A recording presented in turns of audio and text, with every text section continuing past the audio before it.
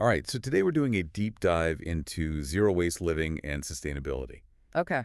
And it looks like from the sources you sent, you're already pretty into this whole thing. Yeah, So that definitely. was It's something I'm really passionate about. awesome. Well, hopefully we found some stuff that maybe you haven't seen before. Yeah, I'm excited. We're going to look at some pretty cool ways to use food scraps. Oh, wow. We've got some restaurants that are really pushing the limits with sustainability. And Interesting. we're going to break down composting so that anyone can do it no matter where they live. Sounds great. So one of the sources goes deep into this idea of upcycling food scraps.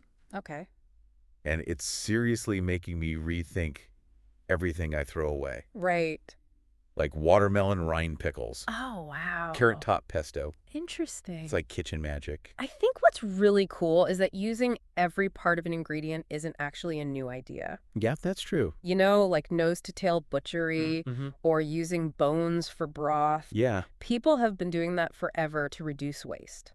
right. So food upcycling is kind of taking that idea and applying it to plants. And doing it in a way that's actually delicious. Exactly. Gourmet even. Yeah, correct. Like that recipe we saw for citrus peel marmalade. Oh, yeah, that one's so easy. Just simmer the peels with some sugar and water. And you're done. Exactly. Makes you wonder why we even throw those peels out. I know, right? It just seems so wasteful now. So true. And you know, this actually ties into a big myth about zero waste living. Okay, what's that? A lot of people think it has to be expensive and time consuming. Yeah, you hear that a lot.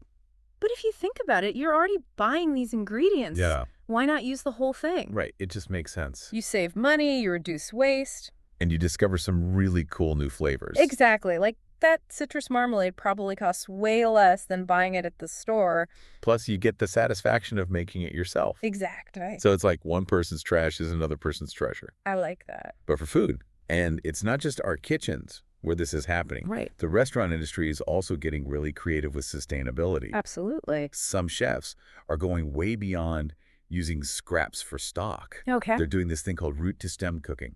Oh, cool. So they're building whole menus around parts of vegetables that most people just throw away. Wow. It's not just about reducing waste. Yeah. It's about showing how versatile those ingredients can be. And I think it also makes a statement. It's Like a- they're really committed to this idea. Exactly. So we saw these carbon neutral restaurants popping up. Oh, yeah. Those. What makes those so unique?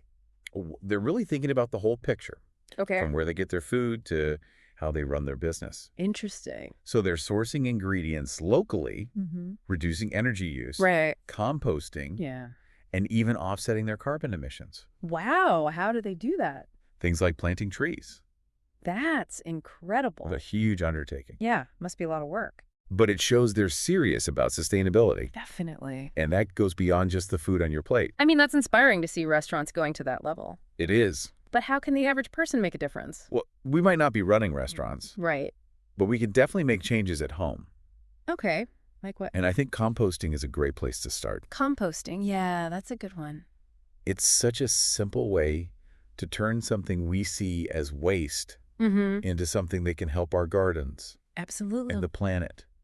And it's not just for people with big backyards. Right. There are options for anyone, even if you live in an apartment. Like bokashi composting. Yeah. That uses fermented bran. Oh, it's perfect for small spaces, And vermicomposting. which uses worm. You can even do that inside. Yeah? I have to admit, I used to be kind of grossed out by the thought of worms in my apartment. I get it. But after reading these sources, I'm actually kind of fascinated by it. I know, it's pretty cool. It's like having a little ecosystem right on your counter. Exactly. Nature has all these amazing solutions. We just have to be open to them. That's so true. And composting isn't just about keeping stuff out of landfills. Right. It also creates really nutrient-rich soil. Which means you don't have to use as much chemical fertilizer Exactly. And it helps fight climate change. because it helps sequester carbon. So it's a win-win. Definitely. So how about we challenge our listeners to a waste-less week? Ooh, I like that. It's all about being mindful of what we're throwing away Okay. and finding creative ways to use those food scraps. I love it. So challenge yourself to find at least 3 new ways to use your scraps this week. 3 new ways, okay? Maybe it's those watermelon rind pickles Mm-hmm. or that citrus peel marmalade. Sounds delicious. And share what you make online with the hashtag Zero Waste Challenge. Ooh, a hashtag. Yeah, so we can all see what everyone's coming up with. I love that idea. And hey, even if your first attempt at carrot top pesto doesn't turn out perfect, Oh, yeah, for sure. it's about progress, not perfection. Exactly. Every little bit counts. Every little bit helps. And this isn't about being perfect or making huge changes. It's about making conscious choices. Exactly. And, you know, sometimes even small things can make a big difference. Absolutely. And I think this deep dive has really shown that zero-waste living is more about a change in mindset. Then about following a bunch of rules. It's Exactly. about being resourceful and creative. At finding joy in the process. Yeah, and not beating yourself up if you're not perfect at it. Totally. So as you go about your week, think about this. Okay. What's one small change you can make today Okay. to reduce your food waste and live a more sustainable life? And keep exploring and keep experimenting. Exactly. And most importantly, have fun with it. Awesome advice. Thanks. Well, that's all the time we have for today's deep dive. It was fun. See you next time. Bye. Bye.